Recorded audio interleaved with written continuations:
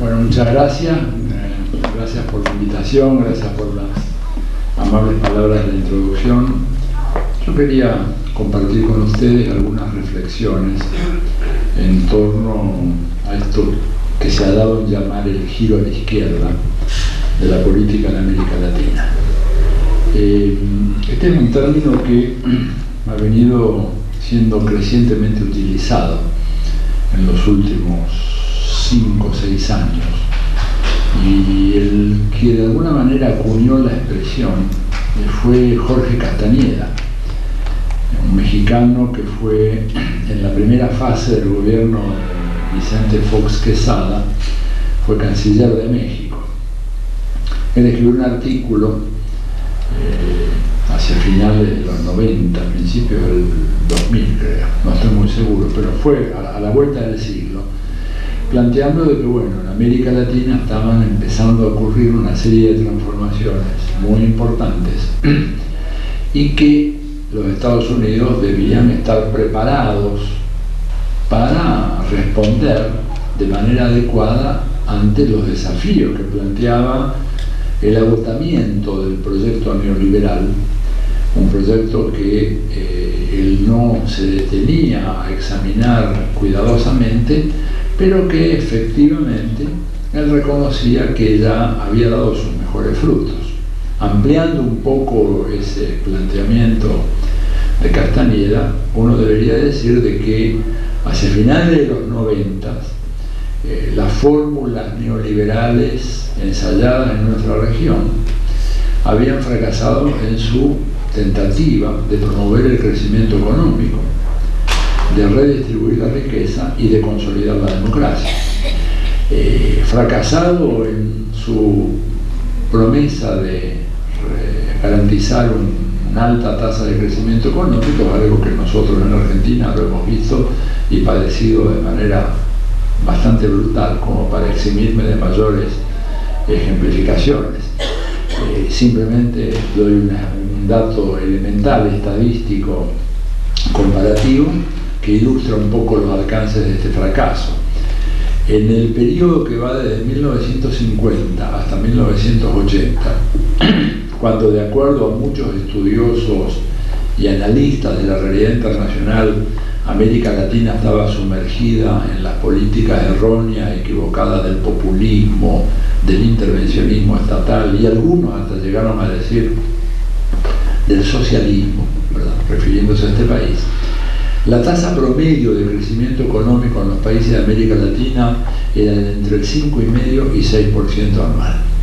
A partir de 1980, cuando comienza de manera generalizada la aplicación de las políticas ortodoxas del consenso de Washington, las políticas neoliberales, la tasa de crecimiento no llegó a ser del 2% anual.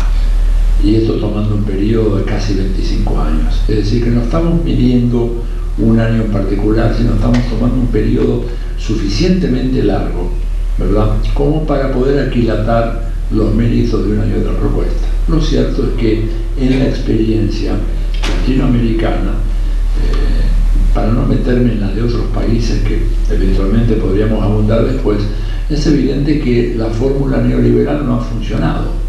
En términos económicos, el crecimiento que produjo es inferior a la mitad del crecimiento que habíamos tenido en la época en donde las cosas se estaban haciendo mal. La conclusión de esto entonces es que tan mal no se deberían estar haciendo, porque habíamos estado creciendo al doble, o que ahora tal vez se están haciendo mucho peor que antes. Pero lo cierto es que el neoliberalismo tuvo ese fracaso. Lo mismo el fracaso en distribución de la riqueza y de la renta.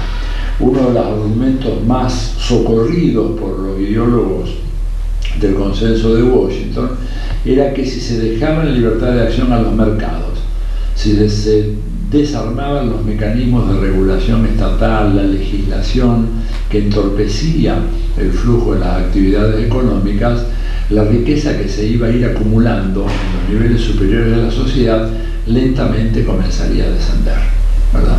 Bueno, esa es otra de las promesas incumplidas del neoliberalismo. Después de 25 años, lo que podemos comprobar nosotros es que países como la Argentina, como Chile, como Brasil, como México, se volvieron sociedades más injustas que antes. Es decir, hoy por hoy, en esas sociedades los ricos son más ricos y los pobres son más numerosos y más pobres.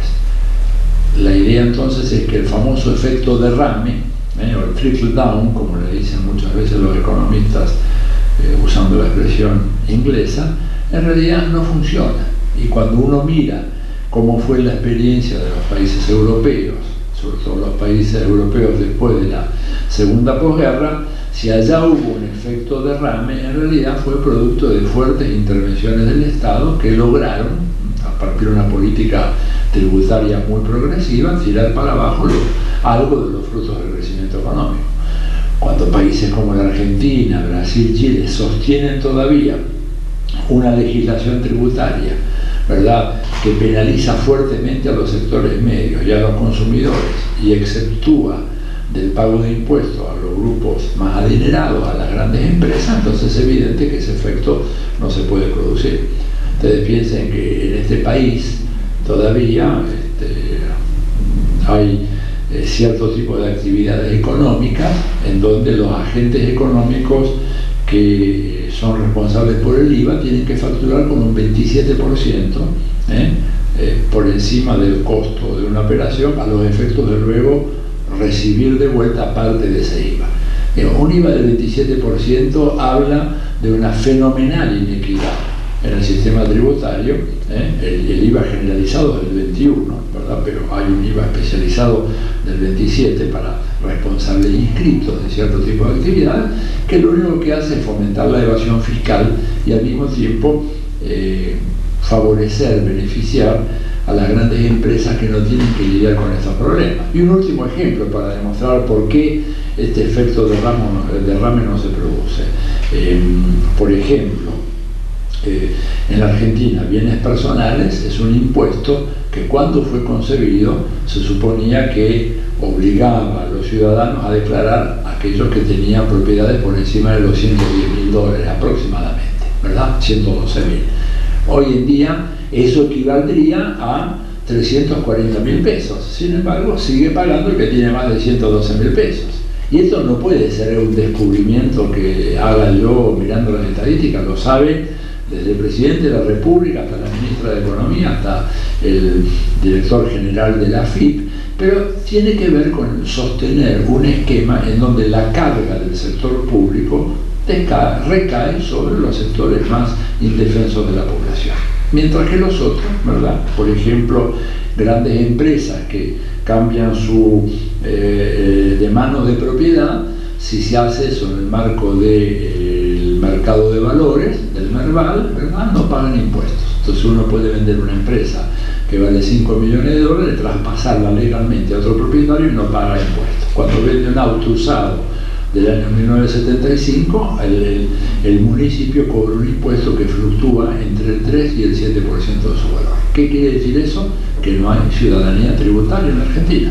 Al no haber ciudadanía tributaria, que no es un fenómeno privativo de aquí, lo mismo en Brasil, lo mismo en Chile, lo mismo en Perú, Colombia, México, o sea, donde vayamos es lo mismo, esto quiere decir que efectivamente no puede producirse un efecto derrame porque el modo como funciona la economía hace que precisamente se concentre la riqueza arriba y abajo no llegue nada. Entonces, lo sorprendente del caso es que un país como el nuestro, ¿verdad?, que cuando comienza el periodo de recuperación democrática, en las finales del año 1983, la distancia entre el 10% más rico y el 10% más pobre era de 13 a 1.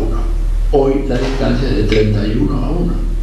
Es exactamente al revés del proceso que permitió la consolidación de los regímenes democráticos en la Europa de posguerra, en donde, producto de las políticas que allá se aplicaron, la distancia social entre ricos y pobres se fue progresivamente reduciendo. No digo que desapareció, porque no desapareció, eso no existe, pero sí se hizo una distancia realmente mucho más tolerable. Acá nosotros tenemos, no solamente en la Argentina, sino en toda la región, la experiencia contraria.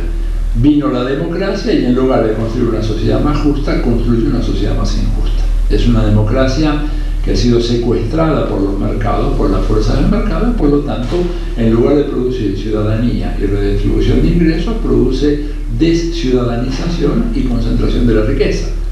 Y esto por eso viene a propósito del segundo fracaso del neoliberalismo, que es el fracaso en la política de redistribución. No existe el efecto derrame. Si hay derrame es porque es inducido por una política consciente del Estado, que tiene que saber cómo hacerlo y gobernar bien, y el resultado, y este es el tercer punto, que es el tercer déficit de la política neoliberal, es que al no haber crecimiento económico y al no haber efecto de redistribución de la riqueza, lo que tenemos es una población cada vez más escéptica acerca de la democracia.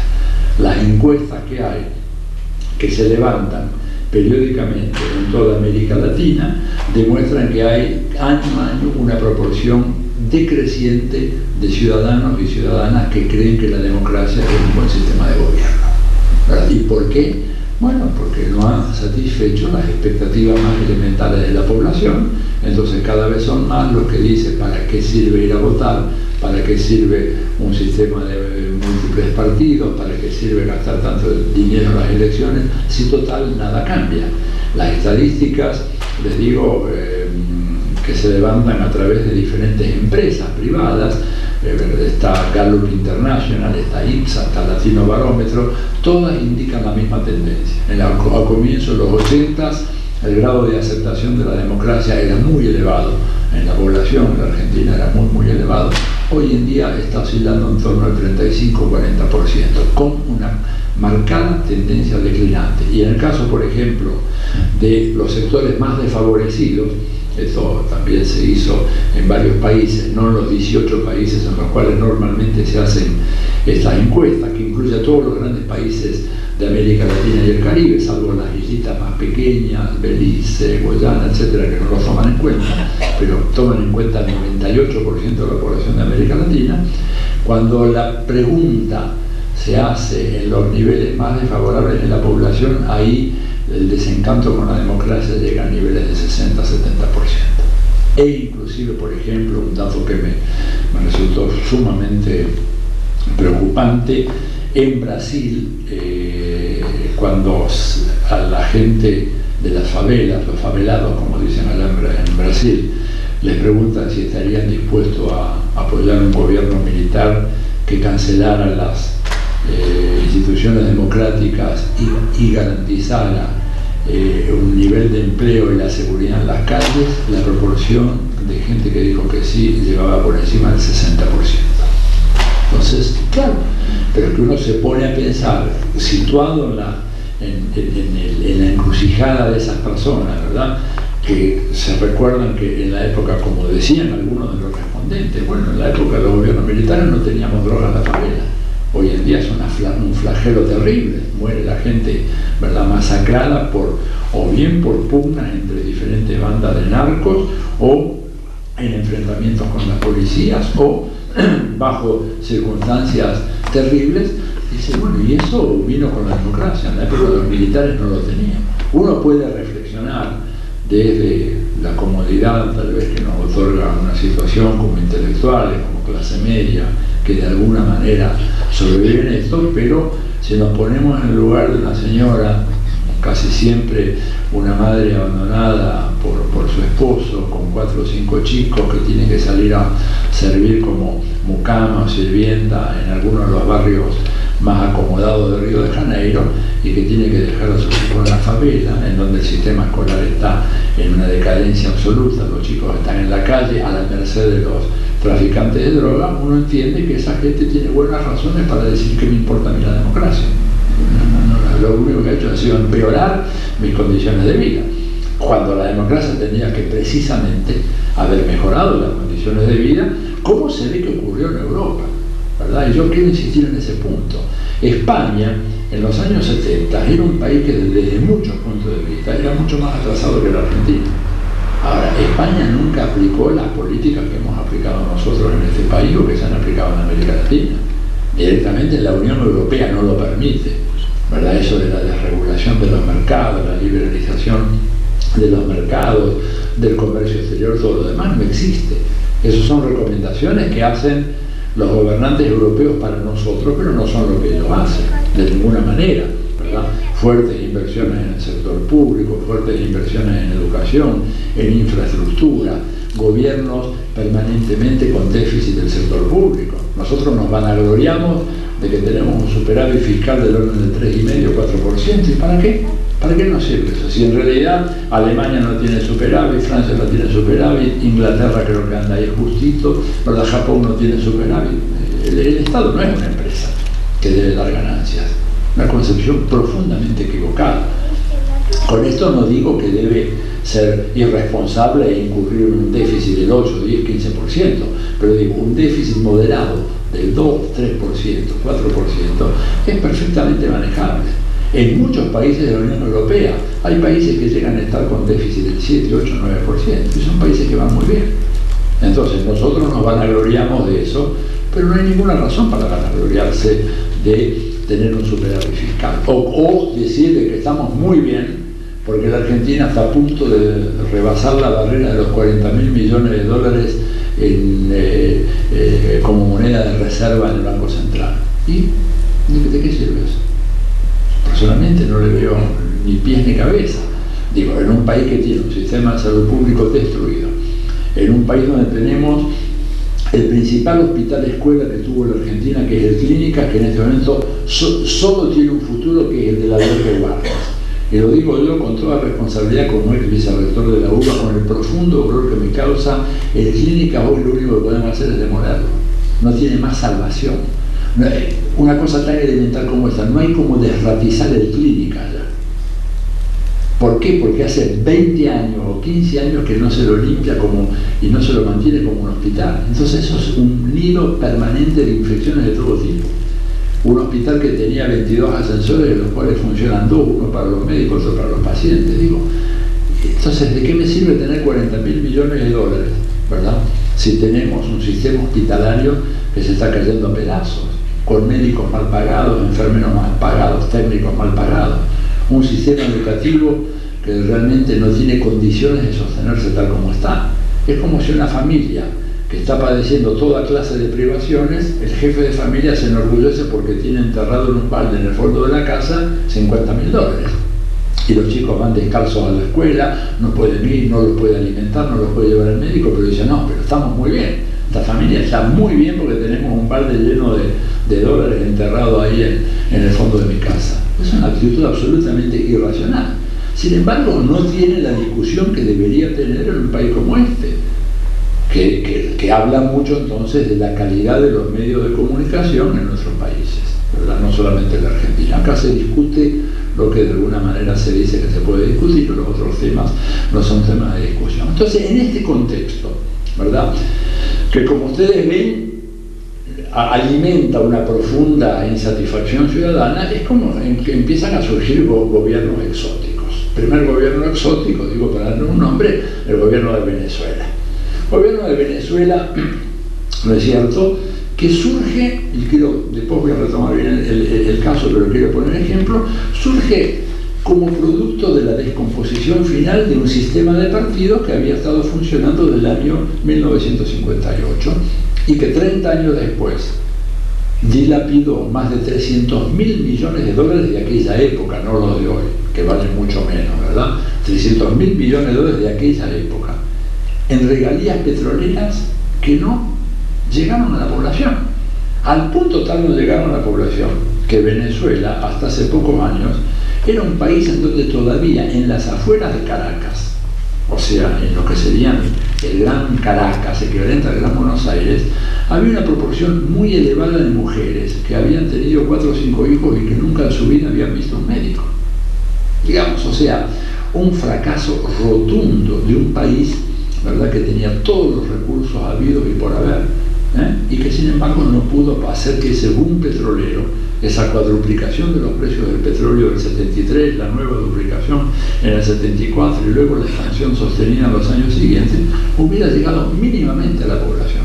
Y aparece Chávez. Por eso digo yo siempre, Chávez es un síntoma, no es la causa de que los partidos hayan quebrado y hayan colapsado. Chávez aparece porque los partidos colapsaron. En Bolivia, ¿verdad? Bolivia es otro caso sumamente interesante.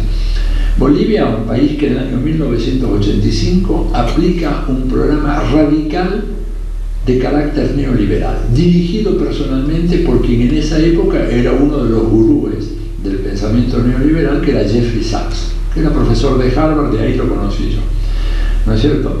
Bueno, hicieron todo lo que se suponía por el catecismo neoliberal que tenían que hacer. Privatizaron las minas, achicaron el Estado, redujeron el gasto público, abrieron el comercio exterior, desregularon todos los sectores de la vida económica. ¿Cuál fue el resultado? Una ola interminable de convulsiones sociales que acabó con 2 presidentes, ¿no es cierto?, e instaló en el gobierno por la vía electoral a Evo Morales. ¿Qué habla de esto? Habla del fracaso rotundo de aquellas políticas, con gente que está mucho peor que antes, en un país que dispone de inmensas riquezas. Y lo mismo en la historia de Ecuador, ¿no es cierto? Ecuador, un país que fue brutalmente dolarizado. Ecuador tiene cerca de un 50% de población campesina, la mayoría de ella población de origen indígena, ¿no es cierto?, que apenas hablan el español, que apenas se podían manejar con las monedas en ese momento del Ecuador, que era el sucre, y que de repente de la noche a la mañana los fuerzan a entrar en un esquema de dolarización que elevó los precios de una manera extraordinaria. Y eso explica la emigración que se ha producido en Ecuador, que era un país donde la gente no emigraba y que de repente encontramos ecuatorianos fundamentalmente en España y en Estados Unidos en grandes cantidades, producto de la debacle que produjo la dolarización en Ecuador. Y por supuesto con las mismas promesas de que ahora vamos a estar mejor, que tenemos moneda estable, de que se nos van a abrir los mercados de Estados Unidos. No ocurrió tal cosa. Y Ecuador tuvo que soportar en los últimos 8 años 3 grandes levantamientos populares que derrumbaron a 3 gobiernos sucesivos. Gobiernos que llegaban al poder y que seguían haciendo lo mismo. Hasta que llegó este hombre que dijo, no voy a hacer más de eso. Ni siquiera voy a presentar una lista de candidatos al Congreso, voy a correr solo para presidente, porque el Congreso, en cuanto yo sea presidente, llamo a una constituyente para disolverlo y armar otra cosa.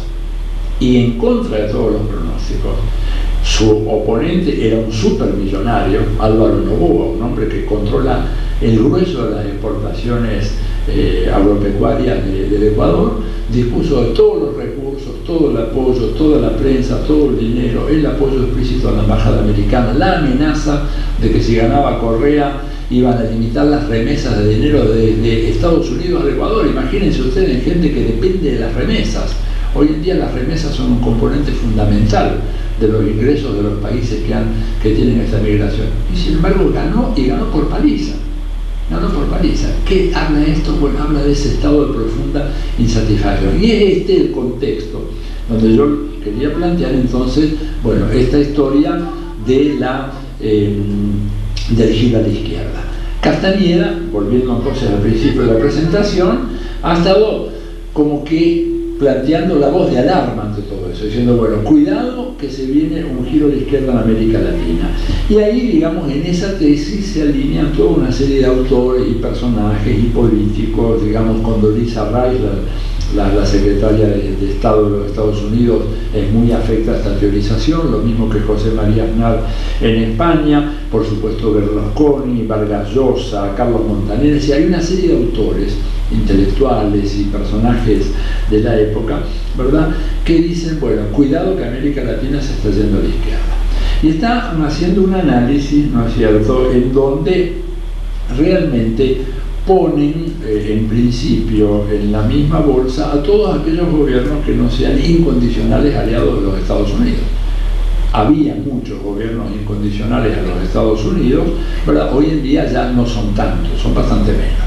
Queda, digamos, México, que es un baluarte muy importante, ¿verdad? El México del PAN, que realmente ha prácticamente cedido totalmente su soberanía territorial a los Estados Unidos, no solamente México, también Canadá.